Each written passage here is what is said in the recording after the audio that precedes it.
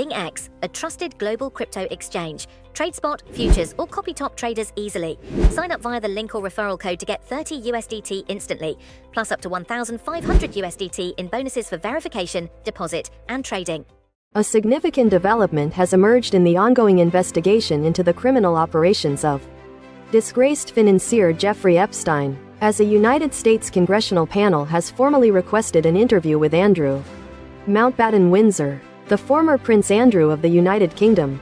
This request, detailed in a letter published on Thursday, marks a crucial step in the House Oversight Committee's extensive inquiry.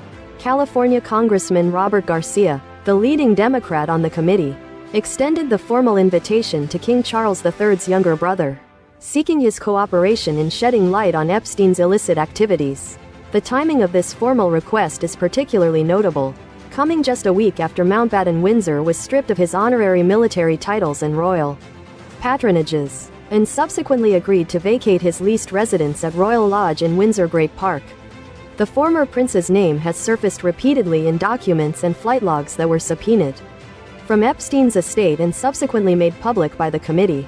Compounding these disclosures, one of Epstein's known victims, the late Virginia Giuffre, has previously accused Mountbatten Windsor of sexual assault.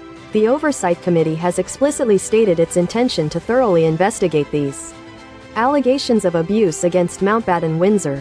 Furthermore, the committee aims to gather comprehensive information regarding Epstein's complex operations, his extensive network of associates, and the full scope of his criminal enterprises. Leveraging the long-standing and extensively documented friendship between Mountbatten Windsor and Epstein, the committee's press release emphasized this intention. The formal demand for information seeks specific details concerning the nature and extent of Mountbatten Windsor's relationship with Epstein, who died by suicide in a New York jail cell in 2019. Throughout this entire process, Andrew has consistently and vehemently denied any personal wrongdoing. The letter itself references publicly available reports indicating that the friendship between Mountbatten Windsor and Epstein commenced in 1999 and persisted throughout and even after Epstein's 2008 conviction for procuring minors for prostitution. It further details reported instances of travel, including trips to Epstein's New York residence, the Queen's Balmoral estate, and Epstein's private island in the U.S. Virgin Islands, locations where allegations of abuse against minors have been raised concerning Mountbatten Windsor. The letter underscores how this close association with Epstein, amplified by a recently unearthed 2011 email exchange where Mountbatten Windsor wrote, "We are in this together," strengthens the committee's suspicion that he possesses potentially valuable insights into the criminal activities of Epstein and his accomplices. This significant request, co-signed by 13 other Democratic members of the Oversight Committee, has stipulated a deadline of November 20th for a response.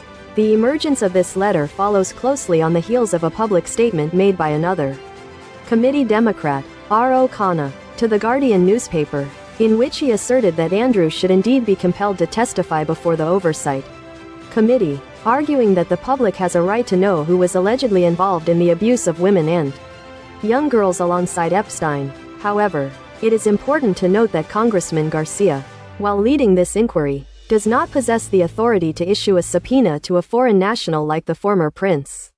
Nor can Congress directly compel testimony from individuals outside of its jurisdiction. This situation echoes past efforts by U.S. authorities. In 2020, American officials reported that Mountbatten Windsor had not responded to previous requests for an interview. At that time, Jeffrey Berman, the then U.S. Attorney for the Southern District of New York, stated that prosecutors and the FBI had reached out to Andrew's legal representatives to follow up on his prior public pledge of willingness to assist any appropriate law enforcement agency. Berman had publicly commented that it was reasonable for the public to ascertain whether Prince Andrew had honored that commitment, adding that, to date, he had provided no cooperation whatsoever.